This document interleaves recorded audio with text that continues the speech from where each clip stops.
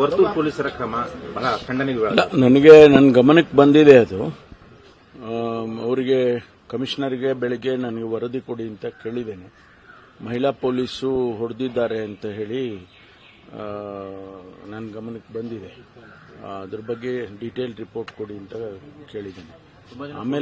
ಆಮೇಲೆ ಅದಾದ್ಮೇಲೆ ಅದಕ್ಕೇನು ಕ್ರಮ ತಗೋಬೇಕೋ ಪೊಲೀಸ್ನವ್ರ ಮೇಲೆ ತಗೊಳ್ತೀವಿ.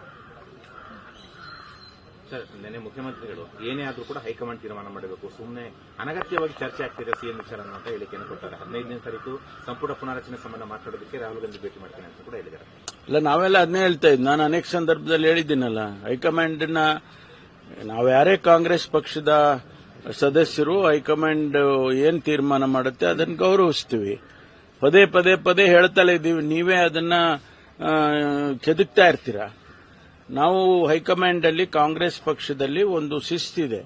ಹೈಕಮಾಂಡ್ ನಲ್ಲಿ ಏನ್ ತೀರ್ಮಾನ ಆಗುತ್ತೆ ಅದನ್ನ ನಾವು ಪಾಲಿಸ್ಕೊಂಡು ಹೋಗ್ತೀವಿ. ಯಾರು ಪಾಲಿಸೋದಿಲ್ಲ ಅವ್ರ ಮೇಲೆ ಶಿಸ್ತಿನ ಕ್ರಮ ತಗೊಳ್ತಾರೆ. ಇದು ಇವತ್ತಿನ ವಿಚಾರ ಅಲ್ಲ. ಇದು ಮೊದಲಿಂದಾನು ನಡ್ಕೊಂಡು ಬಂದಿರೋದು ಕಾಂಗ್ರೆಸ್ನಲ್ಲಿ. ಎಷ್ಟೋ ಸಾರಿ ವಿರೋಧ ಪಕ್ಷದವರು ನಮ್ಮ ಮೇಲೆ ಕಮೆಂಟ್ ಮಾಡಿದ್ದಾರೆ, ನೀವೆಲ್ಲ ಹೈಕಮಾಂಡ್ರಿಗೆ ನಾವು ಗುಲಾಮರು ಹಾಗೆ ಎಲ್ಲ ಮಾತಾಡಿದ್ದಾರೆ. ಈಗ ಅವರು ಅದೇ ಪದ್ಧತಿನ ಅನುಸರಿಸ್ತಾ ಇದ್ದಾರೆ. ಬಿಜೆಪಿಯಲ್ಲೂ ಕೂಡ ಈಗ ಹೈಕಮಾಂಡಿನ ಇದು ಬಂದ್ಬಿಟ್ಟಿದೆ. ಹಾಗಾಗಿ ನಮ್ಮ ಮುಖ್ಯಮಂತ್ರಿಗಳು ಹೇಳಿರೋದು ಸರಿ ಇದೆ. ಅವರು ಹೈಕಮಾಂಡ್ನವ್ರು ಏನ್ ಹೇಳ್ತಾರೋ ಅದನ್ನ ನಾನು ಪಾಲಿಸ್ತೀನಿ ಅಂತ ಅವ್ರು ಮೊದಲಿಂದಾನು ಹೇಳಿದ್ದಾರೆ. ಈಗಲೂ ಅದನ್ನೇ ಹೇಳಿದ್ದಾರೆ. ಇದನ್ನೆಲ್ಲ ಹೊರತು ಇದು ರಾಜಣ್ಣ ಅವರು ಮನೆ ಊಟಕ್ಕೆ ಕರೆದಿರೋದು ಚರ್ಚೆ ಆಗ್ತಿದೆ ಸರ್. ನೋಡಿ, ನಾನು ಆಗ್ಲೇ 2 ಸಾರಿ ಕ್ಲಾರಿಫಿಕೇಶನ್ ಕೊಟ್ನಪ್ಪ.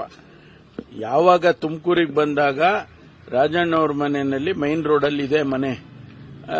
2-3 ಸಾರಿ ಅವರು ಊಟಕ್ಕೆ ಕರೆದಾಗ ಹೋಗಿದ್ದಾರೆ. ನಾವೆಲ್ಲ ಹೋಗಿದ್ದೇವೆ. ಈಗಲೂ ಕರೆದಿದ್ದಾರೆ, ಈಗಲೂ ಹೋಗ್ತೀವಿ ನಾವೆಲ್ಲ. ಮುಖ್ಯಮಂತ್ರಿಗಳು ಬರ್ತೀನಿ ಅಂತ ಹೇಳಿದ್ದಾರೆ. ನಾವು ಎಲ್ಲ ಹೋಗ್ತೀವಿ ಊಟಕ್ಕೆ. ಅವರು ಡಿಪಾರ್ಟ್ಮೆಂಟ್ಗೆ ಸಂಬಂಧಪಟ್ಟ ಕೆಲವು ವಿಚಾರಗಳನ್ನ ಮಾತಾಡಕ್ ಬಂದಿದ್ರು. ಹಾಗಾಗಿ ಚರ್ಚೆ ಮಾಡಿದ್ದೇವೆ.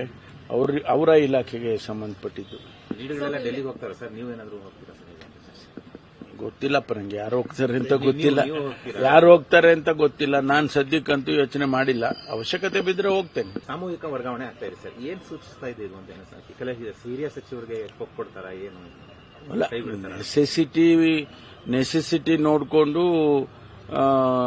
ಡಿಪಾರ್ಟ್ಮೆಂಟ್ಗಳಲ್ಲಿ ವರ್ಗಾವಣೆ ಮಾಡ್ತಾರೆ. ಈಗ ವರ್ಗಾವಣೆ ನಿಂತಿದೆ. ಎಕ್ಸೆಪ್ಟ್ ಪೊಲೀಸ್ ಇಲಾಖೆ ಬಿಟ್ಟರೆ ಎಲ್ಲ ಇಲಾಖೆನಲ್ಲೂ ವರ್ಗಾವಣೆ ನಿಂತಿದೆ. ಯಾಕಂದ್ರೆ ಪೊಲೀಸ್ ಇಲಾಖೆಯಲ್ಲಿ ನಮಗೆ ಟೈಮ್ ಫ್ರೇಮ್ ಇಲ್ಲ. ಯಾವಾಗ ನೆಸೆಸಿಟಿ ಇದೆ ಆವಾಗ ಮಾಡ್ತೇವೆ. ಬೇರೆ ಇಲಾಖೆನದಿಗೂ ನಾನು ಗಮನದಲ್ಲಿಲ್ಲ. ಆದರೆ ನಮ್ಮ ಇಲಾಖೆನಲ್ಲಿ 365 ಡೇಸು ನಡೀತಾ ಇರುತ್ತೆ. ಹಿರಿಯ ಸಚಿವರನ್ನ ಕೈ ಬಿಡುವ ಆತಂಕ ಇದೆಯಾ? ಗೊತ್ತಿಲ್ಲಪ್ಪ. ಅದನ್ನ ನಾವು ಹೇಳಕ್ಕಾಗೋದಿಲ್ಲ. ಅದನ್ನು ರಿಷಫಲ್ ಮಾಡ್ತಾರೆ ಅಂತ ಮುಖ್ಯಮಂತ್ರಿಗಳು ಹೇಳುವಾಗ ಅದು ಅವರ ವಿವೇಚನೆಗೆ ಬಿಟ್ಟಿದ್ದು, ಹೈಕಮಾಂಡ್ ವಿವೇಚನೆಗೆ ಬಿಟ್ಟಿದ್ದು.